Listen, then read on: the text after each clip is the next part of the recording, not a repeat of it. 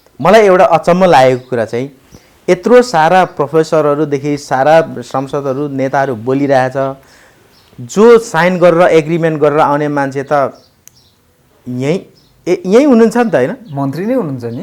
एक शब्द बोल्नुहुन्न हैन, कहीँनिर स्टेटमेन्ट कहीँ दिनुहुन्न। अनि उहाँलाई देशप्रति माया छ कि छैन? तपाईको भन्नुहुन्छ राणाकालमा तामाङ पनि लेख्न पाउँदैन थियो। मास्ने मतवाली र नमासिने मतवाली, मासिने मतवालीमा हामी लिम्बूहरू चाहिँ नमासिने मतवालीमा पर्यौँ।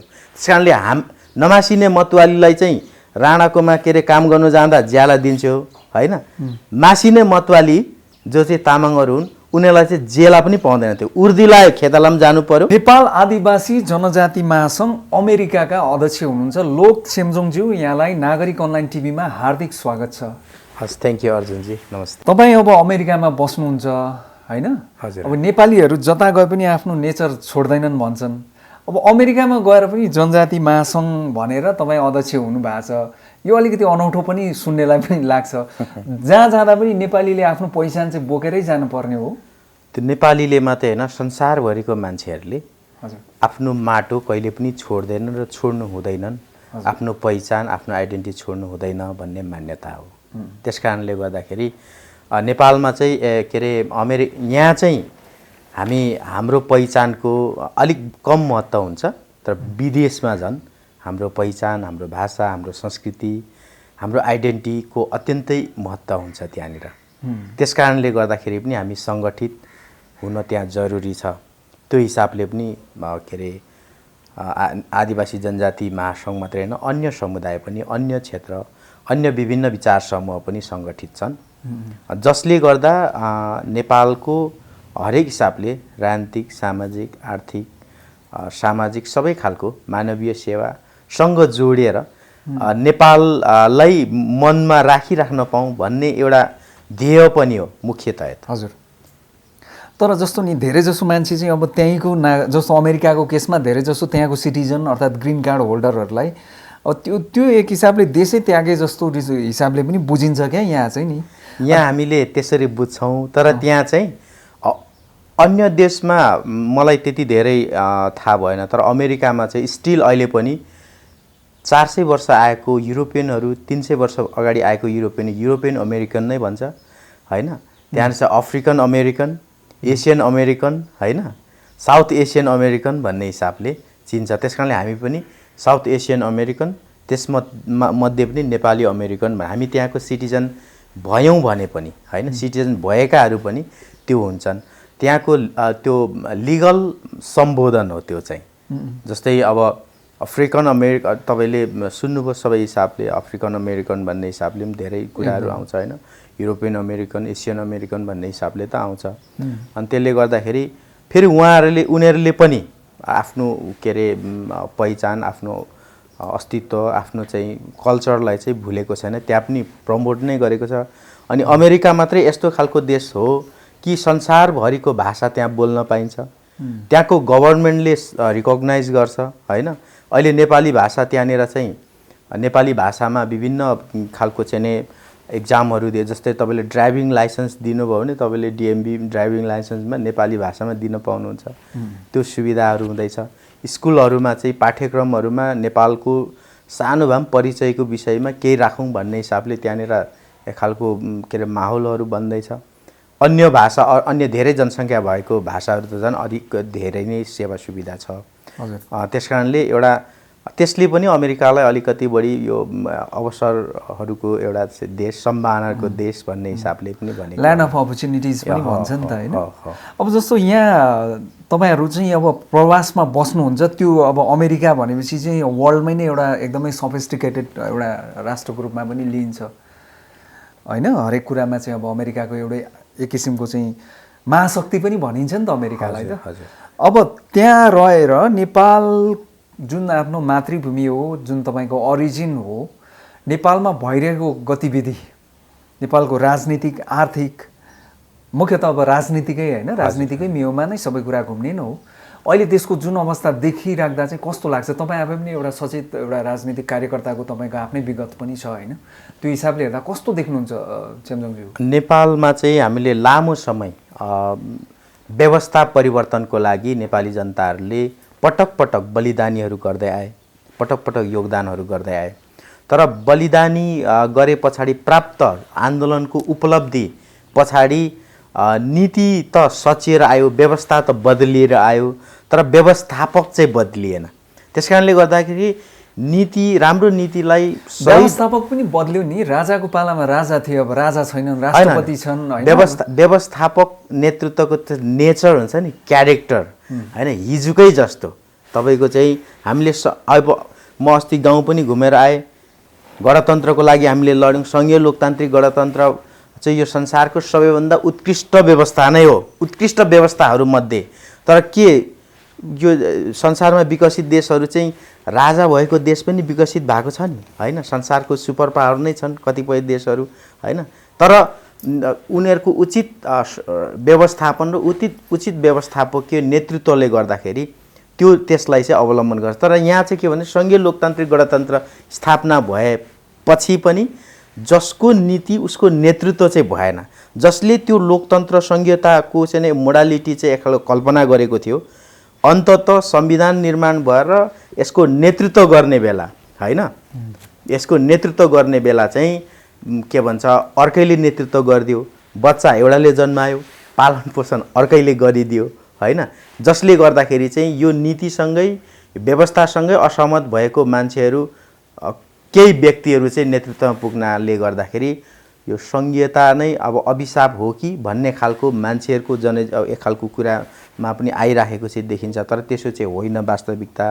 वास्तविकता चाहिँ अहिलेको नेतृत्वहरूको एक खालको चाहिँ नि कुशल व्यवस्थापकीय क्षमतामा अभाव चाहिँ देखिएको चाहिँ हो। त्यही त तपाईले भन्नुभयो नि यो कुरा, जुन चाहिँ अब संघीयतामाथि चाहिँ सन्देहका कुराहरू छन् हैन। मान्छेले यहाँ गणतन्त्रमाथि नै प्रश्न उठाउने पनि एउटा हिस्सा बनिसकेको अवस्था छ क्या नेपालमा। तपाईले त्यो देखि पनि राख्नु भयो होला। के हो वास्तवमै संघीयता जुन आर्थिक भारको कुरादेखि त्यसको प्रभावकारिताको विषयमा जुन किसिमको बहस भइरहेछ, यसलाई खारेज गर्नुपर्छ, आजै खारेज भोलि नै खारेज, गणतन्त्रलाई पनि अब धर्मनिरपेक्षतामाथि पनि प्रश्न उठिसकेको छ चाहिँ विश्वको चाहिँ एउटा हिन्दू राष्ट्र चाहिँ एउटा किन नहुने, संसारभरि अरू अनेकौँ चाहिँ मुस्लिम राष्ट्र छन्, क्रिस्चियन राष्ट्र छन्, बुद्धिस्ट राष्ट्र छन् हैन भनिराखेको अवस्था छ। यसलाई कसरी हेर्नु भएको छ यो अवस्थालाई? वास्तवमा भन्ने हो भने खालि के मात्रै हो भने के को रिसमा केलाई कुट्ने भन्ने हुन्छ नि, एउटा चाहिँ नै छोरीको रिस बुहारीको रिसमा के अरे छोरीलाई कुट्ने भन्ने जस्तो मात्रै हो।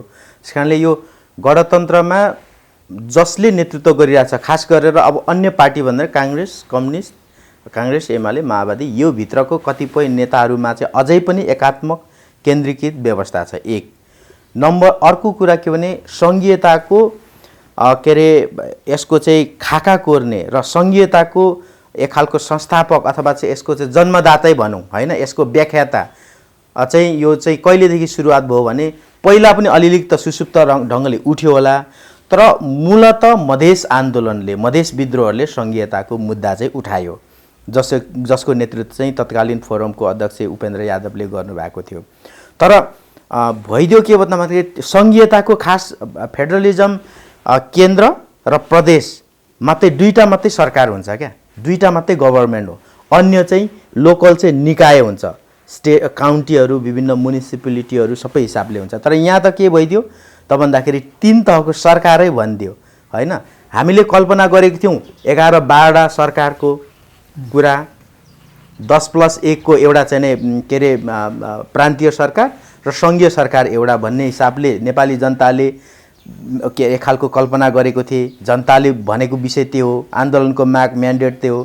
तर चाहिँ नै संविधान बनाइदियो सरकार। अब स्थानीय निकाय कतिवटा छ मलाई ठ्याक्कै थाहा भएन, तर 100-150 भन्दा धेरै छ, एकदम यत्रो धेरै सरकारै सरकार। अनि त्यसमा चाहिँ कर, दोहोरो कर, तेह्रो कर नीति, यी सबै गर्दाखेरि चाहिँ आर्थिक भार हो कि भन्ने जस्तो खालको चाहिँ मान्छेले चाहिँ बुझ्नु त्यो हो। तर बुझ्नुमा त्यो के देखिन्छ त्यस्तो हो कि जस्तो देखिन्छ।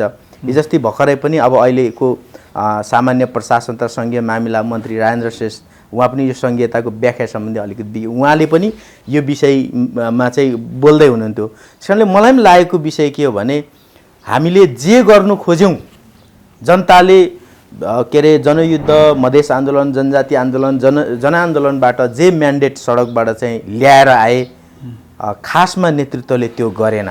जनतामाथि घात भएको छ नीतिगत कुरामा, संविधान लेखनको कुरामा देखि लिएर यो चाहिँ नि यसलाई कार्यान्वयनको कुरामा त्यो भएको हुनाले गर्दाखेरि चाहिँ अब यसलाई सुधारेर, खास गरेर हामीले भनेको त अब संविधानमा व्यापक त्रुटि छ, यसलाई पुनर्लेखन एक खालको संशोधन गरेर चाहिँ अगाडि बढाएर जानुपर्छ भन्ने चाहिँ मलाई लाग्छ।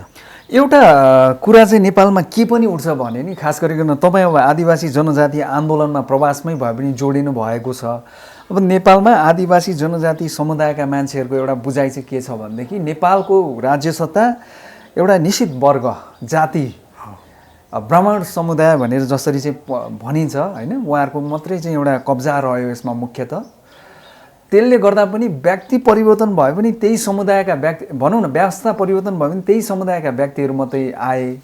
त्यसले गर्दाखेरि तात्विक रूपमा के फरक आएन भन्ने आदिवासी जनजाति समुदायका व्यक्तिहरूको एउटा बुझाइ छ, यो कतिको चाहिँ सही हो? यो चाहिँ कस्तो हो भने हामीले हिजोदेखि गरेको आन्दोलनको उपलब्धि भएकै छैन भनेको होइन। यो खास गरेर काङ्ग्रेस एमाले सङ्घीयताको कल्पनै गरेको थिएन, समावेशिताको कल्पनै गरेको थिएन। अहिले तपाईँ लोकसेवा आयोगमा निश्चित कोटा, जनजाति कोटा, मधेसी कोटा, महिला कोटा छुटिन्छ। स्थानीय निकायमा प्रत्येक वाडामा एक दलित महिला सदस्य अनिवार्य उम्मेदवार उठाउनुपर्छ, एकदमै महिलाको 33% अनिवार्य उठाउनुपर्छ होइन। समावेशिताको एउटा व्यवस्था संवैधानिक हिसाबले गर्नुपर्छ। यो उनीहरूले चाहेर भएको होइन। हाम्रो सडक आन्दोलनको माग पछाडि, यो दबाब पछाडि केही न केही एडजस्ट त भएको छ। तर भइदेऊ के छ त भन्दाखेरि अपर्चुनिस्टहरू जो हाम्रै अनुहारका आदिवासी जनजाति समुदायकै अनुहारका मान्छेहरू जो ठुल्ठुला पार्टीमा भएका केही जिम्मेवार व्यक्तिहरूको चाहिँ नि उनीहरूलाई चाहिँ देखाएर अनि उनीहरूले गर्दाखेरि चाहिँ हाम्रो के अरे उनीहरूलाई देखाउँछ तिमीहरूको मान्छे छँदैछ नि त भन्ने हिसाबले देखाउँछ र उनीहरूले चाहिँ तल हाम्रो काम चाहिँ कार्यान्वयन गर्दैन। त्यसकारणले मैले चाहिँ के भनिरहेको छु भने जनजाति महासङ्घ अथवा जनजाति आन्दोलन चाहिँ एउटा वैचारिक आन्दोलन पनि हो। यसले चाहिँ क्षेत्री बाहुनको अथवा कुनै समुदायको विरोध वा समर्थन, कुनै के अरे राई लिम्बू भन्ने बित्तिकै त्यसको चाहिँ वाह गरिहाल्ने होइन। यसले चाहिँ जसले समावेश, हामी चाहिँ मैले भनेर म लिम्बू भए म सुभाष नेम्बाङ भन्दा म चाहिँ बरु खगेन्द्र सङ्ग्रौलाको नजिक रहन्छु अथवा चाहिँ म चाहिँ के अरे भवानी बरालको नजिक रहन्छु। किनभने जसले लामो समय लिम्बुवानको विषयमा चाहिँ एक खालको वकालत गर्छ, बहस गर्छ, छलफल गर्छ होइन। अनि हामीले देख्यौँ नि त तपाईँको के अरे हाम्रै अनुहार भएका मुख्यमन्त्रीहरू त धेरै ठाउँमा भए, तर पहिचानको आधारमा सङ्घीयता त आएन, किराँत त आएन, लिम्बुवान आएन, हेर्नुहोस् तमुवान पनि आएन, त्यहाँ त अर्कै गण्डक भयो होइन। अनि प्रश्न त यस्तो पनि होला नि त, जस्तो तपाईँले सुभाष नेम्बाङकै चाहिँ प्रसङ्ग ल्याउनु भयो। सुभाष नेम्बाङले चाहिँ लिम्बूको मात्रै अर्थात् एउटा निश्चित समुदायको मात्रै स्वार्थ हेर्ने हो कि राष्ट्रकै सबै जनताको हेर्ने कुरा पनि आउला। हाम्रो चाहिँ के छ भने हाम्रो समुदायलाई चाहिँ ती दलका मान्छेहरूले चाहिँ हाम्रो समुदायलाई अगाडि सारेर चाहिँ एक खालको चाहिँ तिमीहरूको मान्छे छँदैछ नि त भन्ने हिसाबले देखाउँछ होइन। अनि हाम्रो आन्दोलन चाहिँ के हुन्छ भन्दाखेरि देखिएपछि चाहिँ हाम्रो आन्दोलन चाहिँ कमजोर भएर जान्छ। हाम्रो समुदायमा चाहिँ व्यक्ति हामीले खोजेको होइन, हामीले नीति खोजेको हो नि त। त्यस कारणले कुनै पनि व्यक्ति, एउटा व्यक्ति सांसद हुनु, एउटा लिम्बू एउटा राई मन्त्री हुनु ठुलो विषय होइन, तर नीतिले उसलाई सांसद बनाउँछ कि बनाउँदैन भन्दाखेरि अहिलेको यो हाम्रो आन्दोलनको उपजमा नीतिले बनाएको नि। दलित महिलालाई वार्डको के अरे सदस्य त नीतिले बनाए नि। त्यस कारणले लोकसेवा आयोगमा पनि के अरे विभिन्न तहमा सुब्बा खरदार अधिकृत तहमा चाहिँ यो समावेशी कोटाहरू व्यवस्था गरेछ। त्यस कारणले यो त नीतिले गरेको हो। त्यसले गर्दा हामी यो नीतिलाई इस्टाब्लिस गरेर जानुपर्छ। अहिले पर्याप्त त छैन, यसलाई अझै व्यवस्थित र अझै गरेर जानुपर्छ भन्ने चाहिँ हो। हजुर, यो जनजाति आदिवासी भन्ने कुरामै पनि चाहिँ अलिकति विवाद पनि छ होइन। कतिले चाहिँ यसलाई मूलवासी पनि भन्छन्, शब्दमै पनि चाहिँ समस्याका कुराहरू छन्। के लाग्छ तपाईँलाई, मूलवासी भन्नु ठिक हो कि आदिवासी जनजाति नै ठिक हो? हामी चाहिँ अब मूलवासी, यसलाई चाहिँ मूलवासी चाहिँ अर्ग्यानिक टोन जस्तो भयो होइन। अर्थात् मङ्गोल पनि भन्न थाले पछिल्लो मङ्गोल चाहिँ अब यो के अरे मङ्गोलियन फेसकोलाई मङ्गोल भन्यो होइन, तर मङ्गोलियन फेसमा चाहिँ आदिवासी त होइन नि त। त्यस कारणले आदिवासीलाई चाहिँ के अरे इङ्ग्लिसमा ट्रान्सलेट गर्दाखेरि युएनले चाहिँ इन्डिजिनियस भनिदियो, युएनले इन्डिजिनियस भनिदिएको हुनाले इन्डिजिनियसको नेपाली फर्म चाहिँ आदिवासी भनिदियो। त्यस कारणले आदिवासी र मूलवासीमा चाहिँ तात्विक फरक, यसको विशेषतामा, यसको चाहिँ परिभाषामा फरक चाहिँ म देख्दिनँ। खालि शब्दको मात्रै हो। यसलाई धेरै साथीहरूले कसले के प्रयोग गर्छ त्यति धेरै के भन्छ भिन्नता राख्नुहुन्छ भन्ने मलाई चाहिँ लाग्दैन। जनजाति समुदायले जस्तो अघि बढ्नको लागि, प्रतिस्पर्धामा आउनको लागि बाहुन क्षेत्री अर्थात् जुन चाहिँ एउटा राज्य सत्तासँग नजिकको एउटा समुदाय छ, उहाँहरूलाई गाली मात्रै गरेर चाहिँ यो समस्याको समाधान निस्किन्छ कि आफूलाई पनि एउटा प्रतिस्पर्धी होइन त्यो प्रतिस्पर्धाको लागि काबिल बनाउने हो? के लाग्छ तपाईँलाई? मैले चाहिँ समुदायलाई टार्गेट गरेर कहिल्यै गाली गरेको छैन। कुनै पनि समुदायले नै यो बनायो भने। तर नेपालमा चाहिँ के भन्यो भने नेपालको सन्दर्भमा चाहिँ हिजो एकात्मक राज्य केन्द्रीकृत व्यवस्थाले चाहिँ एउटा जाति, एउटा भाषा, एउटा नीति लिएको हुनाले एउटा निश्चित जातिले मात्रै पढ्न पाउने होइन। लामो समय भयो नि त, 240 वर्ष के अरे 240 वर्ष त राजतन्त्रै भयो होइन। तपाईँको चाहिँ नि राणा शासन कति लामो सम्म सञ्चालन भयो। यो आधुनिक युगदेखि यताको हेर्दाखेरि मात्रै तपाईँको एउटा जातले मात्रै यसले पढ्न पाउने, जातको आधारमा यसले चाहिँ यो हुनुपर्ने, यसले खेती किसानी गर्नुपर्ने भन्ने खालको पेसागत हिसाबले, जातको हिसाबले पेसा छुटाएको हुनाले गर्दाखेरि तपाईँको भन्नुहुन्छ राणाकालमा तामाङ पनि लेख्न पाउँदैन थियो। मास्ने मतवाली र नमासिने मतवाली, मासिने मतवालीमा हामी लिम्बूहरू चाहिँ नमासिने मतवालीमा पऱ्यौँ। त्यस कारणले नमासिने मतवालीलाई चाहिँ राणाकोमा के अरे काम गर्नु जाँदा ज्याला दिन्थ्यो होइन। मासिने मतवाली जो चाहिँ तामाङहरू हुन् उनीहरूलाई चाहिँ जेला पनि पाउँदैन थियो। उर्दीलाई खेतालाम जानु पर्यो, जेला पनि नपाउँदैन, श्रमको के मूल्य पाइएन, श्रमको मूल्य पाएन। त्यस कारणले गर्दाखेरि हिजो व्यवस्था यस्तो भएको हुनाले पछिल्लो समय प्रजातन्त्र आइसके पछाडि त एक खालको सबैले लेख्न पढ्न पाउने, प्रतिस्पर्धा राजनीति सबै हिसाबले गर्न पाउने त भयो।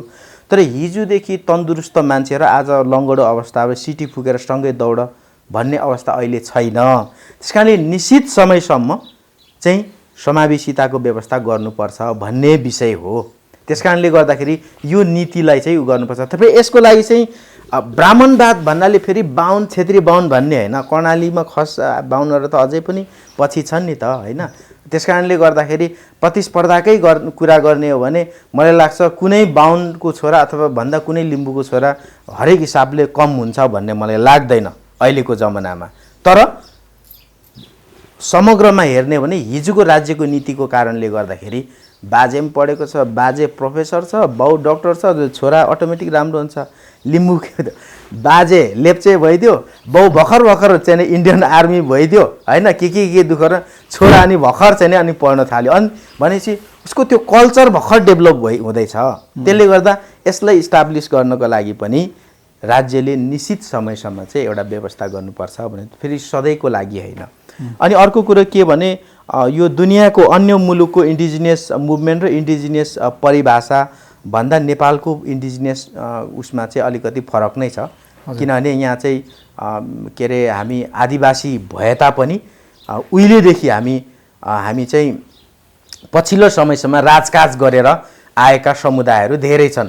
आफ्नो थाकथलो भएका, आफ्नो चाहिँ के अरे विभिन्न हिसाबले भएका। त्यस कारणले के भन्छ अन्य मुभमेन्टहरू भन्दा अन्य देशको परिभाषा यो के भन्छ युएनले अथवा चाहिँ विभिन्न दात्री निकायहरूले परिभाषा गरेको भन्दा अलिकति फरक चाहिँ नेपालको सन्दर्भमा चाहिँ छ। आदिवासी जनजातिहरूको अन्य राष्ट्रका अन्य देशमा बसोबास गर्ने आदिवासी जनजाति जस्तो अमेरिकामै पनि त रेड इन्डियन्सहरूको कुरा आउँछ होइन। भनेपछि उहाँहरूको र नेपालका आदिवासीहरूमा चाहिँ पृथकता देखिन्छ। फार डिफ्रेन्ट किनभने अमेरिका त त्यो इमिग्रेन्टहरूले नै बनाएको मुलुक भएको हुनाले त्यहाँ त इमिग्रेन्टहरू गएर त्यहाँको आदिवासीहरूलाई के अरे के भन्छ सिद्ध्याएरै छाडे नीतिगत रूपमा अनेक किसिमले होइन। त्यस कारणले गर्दाखेरि त्यहाँको के अरे इन्डिजिनियस कम्युनिटी अब अझै पनि अब चाहिँ मासिने क्रममा छ। तर नेपालमा त पढ्न लेख्न दिएन तर मास्न त सकेन नि कम्तीमा होइन। आदिवासी जनजाति राज्यले मास्न त सकेन नि सबै हिसाबले। त्यस्तो चाहिँ हो। अब एउटा प्रसङ्ग म अन्त्यतिर पनि छु आजको हाम्रो कुराकानीको। तपाईँ अमेरिकाबाट हुनुहुन्छ र यो चाहिँ अब अहिले नेपालमा ठुलो बहस पनि भइरहेछ क्या वास्तवमा। यो एउटा चाहिँ अमेरिकाले दिने सहयोग एमसिसी भन्ने जुन छ त्यो चाहिँ एउटा 50 करोड चान्चुनको अमेरिकन एउटा ग्रान्ट पनि भनेको छ, कतिले त्यो इन्भेस्टमेन्ट पनि भनेको छ, विवाद त्यहाँ पनि छ।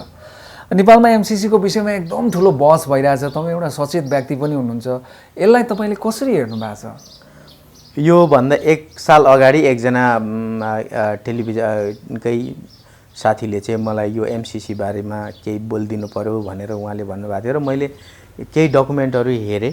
त्यहाँ 72-73 पृष्ठको लामो एक खालको चाहिँ नै त्यो पेपरहरू, अब सबै त पढ्न भ्याइन तर मुख्य मुद्दाहरू हेरेँ र अन्य अहिले जति पनि मिडियामा आएको बहसहरू छलफलहरू विद्वानहरूले जे छलफल गरिरहनु भएको छ त्यो सबै हेर्दाखेरि मलाई एउटा अचम्म लागेको कुरा चाहिँ यत्रो सारा प्रोफेसरहरूदेखि सारा संसदहरू नेताहरू बोलिरहेछ, जो साइन गरेर एग्रिमेन्ट गरेर आउने मान्छे त यही हुनुहुन्छ नि त, होइन? मन्त्री नै हुनुहुन्छ नि। एक शब्द बोल्नुहुन्न, होइन?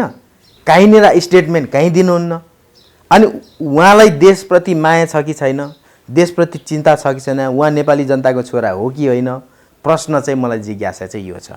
त्यसकारणले एमसिसी चाहिँ के चाहिँ हो भने मैले अध्ययन गरेर मेरो निष्कर्ष चाहिँ के भने एमसिसी विदेशी अनुदान अथवा चाहिँ यसलाई चाहिँ अनुदान, पूर्ण अनुदान चाहिँ होइन, यो चाहिँ लगानी हो, होइन? त्यसकारणले कुनै पनि देशले लगानी गर्दा अथवा अनुदान दिँदा, सहयोग दिँदा सितैमा चाहिँ दिँदैन, होइन? केही न केही स्वार्थ चाहिँ राख्छ। त्यसकारणले त्यस्तो केही न केही स्वार्थहरू होलान्। तर अमेरिकाको आफ्नो उसको नीतिको क्रममा चाहिँ के भने यसले चाहिँ एमसिसी भन्ने एउटा प्रोजेक्ट बनाएर यो संसारभरिको अलिकति के अरे आर्थिक हिसाबले कम अल्प विकसित मुलुकहरूलाई चाहिँ सहयोग गर्ने एउटा वे, होइन? कतिपय मान्छेहरूले चाहिँ भन्छ नि, मान्छेहरूले व्यक्तिले पनि अरू दुखी गरिबलाई सहयोग गर्नुको लागि फाउन्डेसन के नाम गरेर चाहिँ त्यो मार्फत सहयोग गर्छ नि। अमेरिकाले पनि एमसिसी भन्ने प्रोजेक्ट मार्फत सहयोग गरेको हो खासमा। त्यसले गर्दा यहाँ कुरा उठ्या जस्तो सेनै आउँछ अथवा अनेक नै हुन्छ, यो लेभलको चाहिँ हो भन्ने मलाई लाग्दैन। त्यसकारणले एमसिसीको जुन लेभलमा यहाँको साथीहरूले विरोध गर्नुभएको छ त्यो पनि होइन र एमसिसी चाहिँ भएपछि सबै पूर्ण विकास हुन्छ अनेक त्यो पनि होइन नि त। बजेट त कति नै पो हो र, एमसिसी भन्दा 4-5 गुणा धेरै बजेट त अन्य दात्री निकायले उहिलेदेखि दिइरहेछ, अहिले पनि दिइरहेछ नि त। एकदमै। तर प्रश्न कहाँ मात्रै हो भने यो चाहिँ सांसदबाट किन पास गर्नु पर्यो, होइन? त्यस संसदबाट पास गरेको विषय चाहिँ के अरे कानुन बन्छ, कानुन नै चाहिँ किन बनाउनु पर्यो भन्ने प्रश्न चाहिँ अमेरिकाको के अरे आफ्नो स्टेटमेन्ट चाहिँ के छ भने नेपालमा व्यापक भ्रष्टाचार छ, अनियमितता छ, त्यसकारणले गर्दा यसलाई चाहिँ एक खालको चाहिँ एकाउन्टेबिलिटी सबै हिसाबले व्यवस्थित गर्नको लागि हामीले केही चाहिँ गर्नुपर्छ भन्ने हिसाबले इमान्दारिताको प्रश्न चाहिँ उठाएको छ। अनि मलाई पनि शङ्का लागेको थियो इमान्दारिताको प्रश्नसँग चाहिँ अलिकति यो चाहिँ अलिक बढी जोडिन्छ भन्ने मलाई लाग्छ। त्यसकारणले नेपाल जस्तो मुलुकमा म चाहिँ के भन्छु भने विदेशीहरूले कति नै अनुदान दिन्छ र त्यति अनुदानले के नै पो हुन्छ र आफ्नै यहाँको चाहिँ नै आर्थिक हिसाबले समृद्ध हुने सम्भावनाहरू कति धेरै छन्, होइन? त्यतातिर चाहिँ नेताहरूले सोच्नुपर्छ भन्ने मलाई लाग्छ। हुन्छ, अमूल्य समय दिनुभयो यहाँको आफ्नै विचार विश्लेषणका लागि। नेपाल आदिवासी जनजाति महासङ्घ अमेरिकाका चाहिँ अध्यक्ष हुनुहुन्छ लोक चेम्जोङज्यू, यहाँलाई धेरै धेरै धन्यवाद। थ्याङ्क यू सो मच अर्जुनजी, यहाँले मलाई निम्तो गरेर आफ्नो छोटो विचार राख्ने अवसर दिनुभयो, यसको लागि थ्याङ्क यू सो मच भन्न चाहन्छु। हस्।